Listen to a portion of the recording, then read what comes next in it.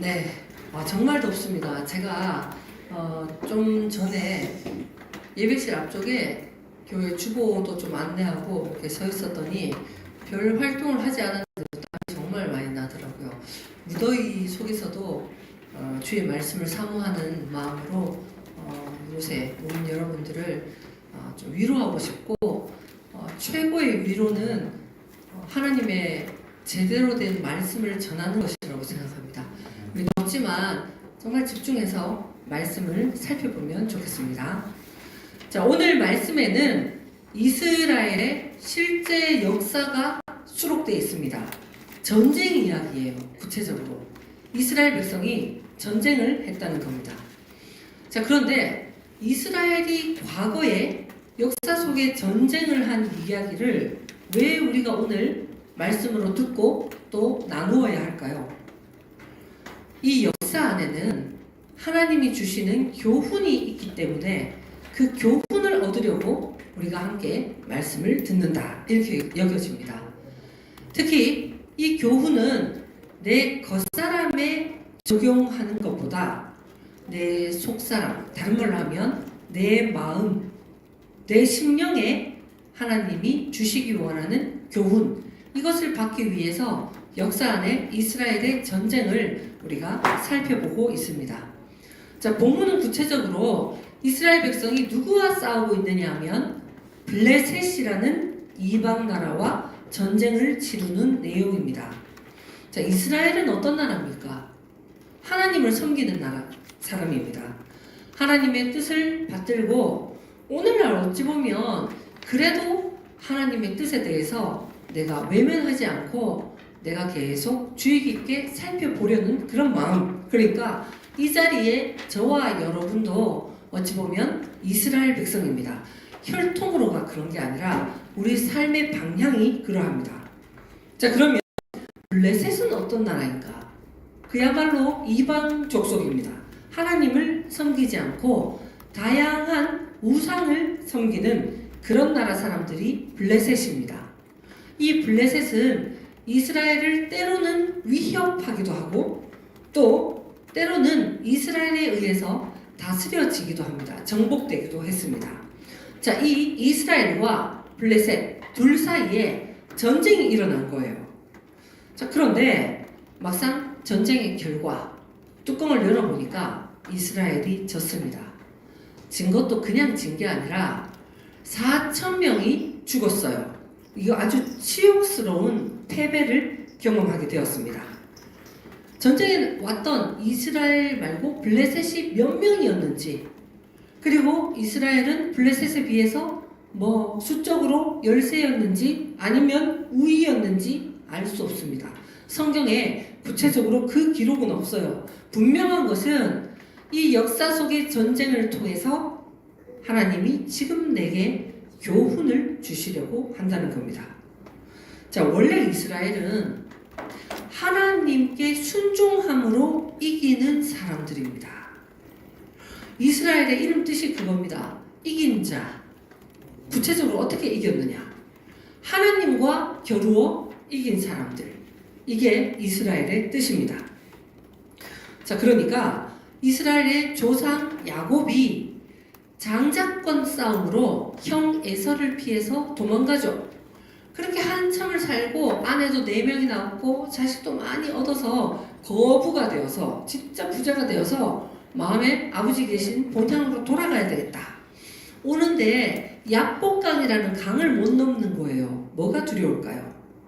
심판의 칼을 가지고 있는 형 에서. 내가 옛날에 팥죽으로 장자권을 사버렸다는 거예요. 그래서 그 야복강 앞에서 야곱이 밤새 고민합니다. 갈등합니다. 다시 돌아갈까? 아니야. 저 야복강 너머에 아버지 집이 있어. 난 본향으로 가야 돼. 자, 그러면 어떻게 할 거야? 형은 죽일 건데. 자, 그럴 때 먼저 자기의 그 하인들, 종들, 또 나귀 다 먼저 야복강 너머로 보내고, 그 다음에 자식도 부인도 좀 덜 아끼는 부인들부터 먼저 보내고, 마지막에 가장 아끼는 야곱의 아내 누구? 라헬을 딱 두고, 그러고 있다가 라헬도 보내요. 혈혈단신 혼자 남았을 때 밤에 하나님의 사람이 나타납니다. 하나님이 보낸 천사가 나타나서 그 천사와 밤새 야곱이 씨름을 하죠. 야복강 앞에서. 그런데 마지막에 어떻게 되죠? 야곱의 환도뼈가 딱 부러집니다. 그러니까 그래서 내가 환도뼈가 딱 꺾였는데 이름이 바뀌어요. 하나님과 겨루어 이겼다. 역설적이죠. 환도뼈가 꺾이면 졌는데 우리도 그렇습니다. 어떤 일을 해결하기 위해서 노력도 하고 갈등하고 고민도 하지만 만약에 우리가 하나님이 인생에 두신 뜻을 발견하고 인생을 무엇 때문에 지었다 하는 하나님의 그 뜻을 발견하고 그 뜻 앞에 환도뼈가 꺾이듯이 내 뼈가 꺾였다. 다른 말로 하면 이건 졌다 이 말이에요. 졌다. 나는 더 이상 힘쓸 수 없다. 이럴 때 오히려 하나님 뜻 앞에 나는 졌는데 그래서 하나님의 뜻에 순종해야 되는데 하나님이 너 이긴 사람이다 해주는 게 바로 이스라엘입니다. 끝까지 내 고집대로 하는 게 아니라. 자, 그러면 이스라엘의 이름 뜻이 이러하면 블레셋은 이름 뜻이 어떠한가?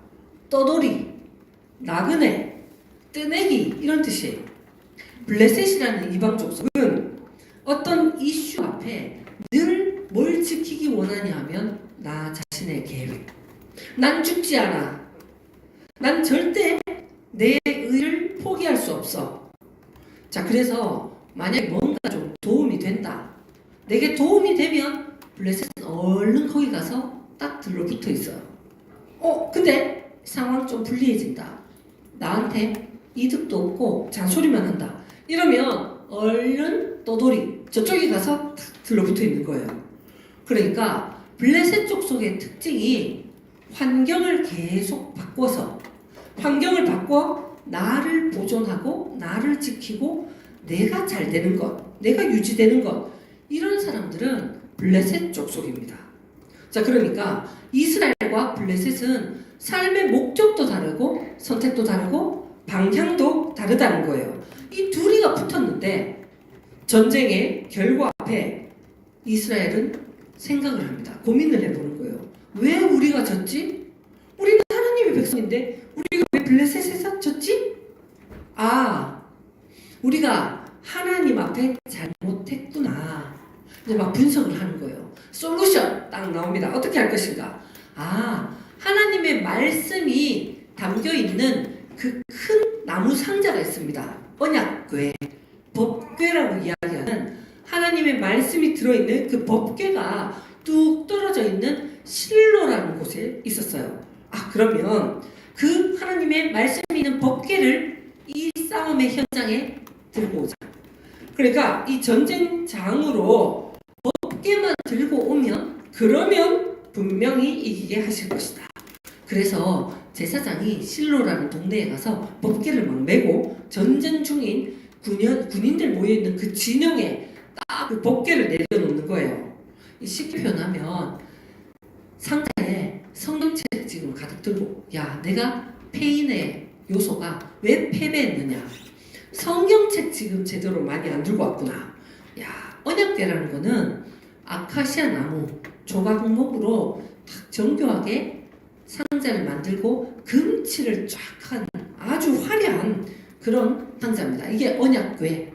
하나님의 말씀이 있는 법궤입니다. 법궤가 지금 이스라엘 진영에 들어오니까 이스라엘 백성의 사기가 한순간에 올랐어요. 만세! 이겼다!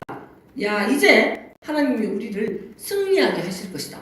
하나님의 말씀, 가장 귀한 하나님의 말씀이 우리 옆에 왔는데 우리 이 전쟁은 무조건 이겼다. 이스라엘의 기세가 하늘을 찔러요. 여기서 좀 재밌는 거는 지금 싸우고 있는 블레셋, 하나님 섬기지 않는 블레셋의 반응도 좀 신기합니다. 그걸 보고 웃기고 있네 이렇게 안 합니다. 아이고, 우리 이제 망했다. 여호와가 누구시냐? 하나님이 누구시냐? 저 애굽, 이집트의 신을 이기고 온 그런 사람이 아니냐? 이집트의 파라오를 끝장내고 온 그런 신이 아니냐? 그래서 블레셋이 난리가 났어요. 우리도 이제 재무장해야 된다. 우리도 제대로 똘똘 안 뭉치면 이스라엘에게 져서 그들의 종이 되었던 사람들처럼 우리도 이스라엘의 노예가 될 거다. 종이 될 거다. 우리 뻔하다. 똘똘 뭉치자. 야, 그러니까 법궤를 옮겨온 이스라엘과 똘똘 정신무장한 블레셋이 2차전 다시 전쟁을 했습니다. 결과가 어떻게 됐을까요? 그렇죠? 이스라엘이 박살이 났습니다. 또 졌어요. 이번에 더 합니다. 3만 명이 죽고 그 언약궤도 뺏기고 그리고 제사장의 두 아들 누구죠? 지난 시간에 이름 나왔죠? 홈니와 비느하스도 죽었어요. 이 처참한 전쟁이 나왔어요. 왜 이렇게 됐을까요? 지금 이스라엘의 생각은 성경책만 들고 가면 전쟁에서 승리할 거다. 쉽게 보면 이런 거예요. 법궤. 그런데 여러분, 성경책이 왜 있을까요? 우리 영화에 보면 그 오컬트 뭐 이런 드라마 나오죠? 성경책이 마치 부적 같아가지고 뭐 그냥 귀신이 나타나거나 뭐 이러면 성경책을 앞에 딱 두고 귀신아 물러가라 뭐 이렇게 뭐 성경책만 그렇게 활용합니까? 십자가는 십자가 딱 들고 목에 매기도 하고 급하면 큰 십자가를 꺼내가지고 야 근데 십자가는 결국 십자가에 도가 있습니다. 진리가 있어요. 그 십자가 속에 있는 교훈 야 내 의가 죽어야 되는구나. 내 옳음이 포기돼야 되는구나. 내 선, 내 아주 훌륭한 계획이 십자가에 못 박듯이 포기되지 않으면 부활은 없구나. 그 교훈을 되새기면서 정말 하나님 앞에 살아가는 것이 십자가 들고 있는 것의 목적이에요. 근데 도둑 나타나면 십자가 내가 이번에 늘 메고 다녔는데 없네. 안 되면 손가락으로도 막 십자가를 그려가지고 이렇게 이런 거 어떤 사람 실제로 자동차 사면 교회 다니고 예수 믿는다는데 백미러 옆에 탁 십자가 탁 붙여놓고 좋습니다. 그게 나쁘다는 게 아니에요. 그리고 성경책도 딱 그 앞쪽에 거기 딱 올려놓고 그러면서 뭘 기대하는가? 십자가의 도가 내 생명이 되거나 성경의 말씀이 교훈이 돼서 내 안으로 들어오는 게 아니라 그거 딱 해놓고는 무사고 또는 큰 사고가 날게 야, 이 십자가의 본능으로 마주오던 차가 옆으로 비켜가서 접촉사고가 될 거다. 진짜 이렇게 생각하는 사람이 꽤 많아요. 많습니다. 자, 그러면 지금 하나님의 언약궤 그 안에 말씀이 있죠. 마치 쉽게 표현하면 성경 말씀이 있다는 거예요. 성경책이. 그게 정말 있어야 되는 이유는 그 말씀을 읽고 말씀을 통해 내게 주시는 하나님의 뜻과 내 뜻이 점점 닮아가는 사람이 되어야 됩니다. 하나님의 뜻과 내 뜻이 일치하는 성경에 있는 모든 내용이 내 안으로 들어와야 돼요. 그냥 이론만이 알고 있는 것과는 전혀 달라요. 내 생명되고 본성이 되는 것 이게 중요합니다. 그래서 예수님은 말씀이 뭐가 되신 분이다? 육신이 되신 분이에요. 말씀이 생명이 되신 분이 예수님입니다. 그래서 성경 말씀을 통해서 하나님이 지금 내게 말씀하시는 게 뭘까? 하나님이 인생을 통해서 두신 계획이 뭘까? 그저 돈 많이 벌어라. 그래서 그저 가정을 잘 건사해라. 그저 너의 명예를 지켜라. 그냥 어려운 일도 없고 잘 먹고 잘 살아라. 이건가? 야, 하나님이 사람 지은 그 목적에 대해서 밝은 사람, 밝히 아는 사람이 되는 것이 중요합니다. 그런데 그저 성경 넣은 가방을 들고 다닌다. 또는 공간적으로 늘 성경을 내 머리맡에 두고 자면 책을 읽는 게 아니라 도둑이 오다가도 도망갈 것이다. 이렇게 한다고 영적 전쟁에서 승리하는 게 아닙니다. 이런 거를 기독교 미신이라고 합니다. 기독교리 안에 미신이 있어요. 가령 그렇습니다. 우리 영어 회화 요즘 우리 윤현섭 전도사님과 정말 A반, B반으로 나눠서 영어 회화를 열심히 합니다. 제가 속한 반은 열심히 하는 줄 알았는데 보니까 우열반이 있더라고요. 거기에도 우등반과 열등반이 좀 있었습니다. 그런데 영어 회화를 잘하고 싶어서 회화책을 내가 잔뜩 쌓아뒀다. 할부로 내가 많이 영어 회화책 지금 빌려왔다. 그렇다고 영어 성적이 좋아집니까? 영어 외국인 앞에서 회화하면 박살납니다. 영어 실력을 갖추는 사람이 중요한 거지 뭐 책 안 산다고 이 말이 아니라 그것 자체가 결과를 주는 게 아니에요. 이제 말씀 마무리하겠습니다. 삶에 여러 선택의 순간이 있습니다. 야, 우리가 때때로 이거 할까 저거 할까, 예배 올까, 좀 오늘은 너무 더우니까 집에서 조금은 재충전할까, 말씀 시간에도 말씀에 좀 집중할까, 아니면 조용히는 있지만 내 머릿속에 월요일부터 있어야 될 일들 막 시뮬레이션 돌린다든지, 뭐 우리가 늘 갈등이 있어요. 그런데 이 갈등이 심각해지면 내 속이 어떻게 될까요? 속이 시끄러워지겠죠. 그리고 때로는 불안도 오고 내 마음에 공허함도 오고 미련도 생기고, 이럴 때 가만히 보면 하나님의 백성은 뭘로 이겨야 된다? 이 영적인 갈등, 내 속에 어찌 보면 전쟁, 영적인 전쟁을 오늘도 우리가 수행하고 살아가는 거예요. 이때 하나님의 말씀이 나와 하나가 되어야 됩니다. 진짜 좋은 보약이 있다. 이 좋은 보약의 성분 분석한다고 나하고 아무 소용이 있는 게 아닙니다. 진짜 좋은 보약이면 내가 어떻게 해야 되나? 먹어야 돼요. 그래서 예수님이 나를 먹어라, 나를 마셔라, 일치시켜야 돼요. 내 안으로 들어야 됩니다. 그러니까 어떤 형태, 뭐 같다 안 같다, 뭐 이런 행동, 어떤 모양새, 공간적으로 얼마나 가까이 있는가, 이런 걸로 이스라엘은 승부하지 않았습니다. 좋은 교회, 훌륭한 교회, 또 나는 교회에 다닌다, 나는 그래도 믿는 사람이다, 이거 뭘로 결정할 겁니까? 교회 분위기는 조명을 좀 바꾸면 좀 따뜻해집니다.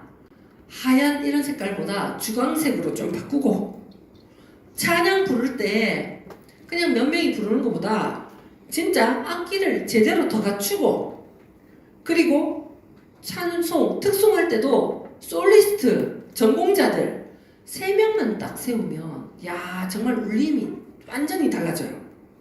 그런 전공자들 모시고 그저 예배 참석하고 목회자하고 뭐 큰 트러블 없이 잘 지내고, 이렇게 되면 영적으로 승리한다는 게 마치 블레셋 앞에 벗개만 옮겨놓고 이제 잘 될 거다 생각했던 역사 안의 이스라엘과 동일한 겁니다.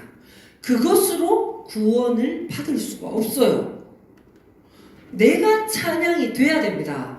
오늘 어린이 예배 때 그거 배웠어요. 오늘 채아가 그저 찬송가 부르고 어린이 찬양 때 막 춤추고 신나게 하는 거, 이유가 뭐냐면 내가 하나님의 뜻을 발견할 때마다 너무 기뻐서, 그리고 내가 변화되는 내 삶의 목적이 하나님이 그걸 보실 때 기뻐서 저절로 찬양받으시는 내 존재가 찬양이 되고, 내가 그저 헌금 좀 할까 말까, 뭐 조금 더 할까 말까, 이런 것보다 내 자체가 하나님 앞에 드려지는 사람이 돼야 됩니다.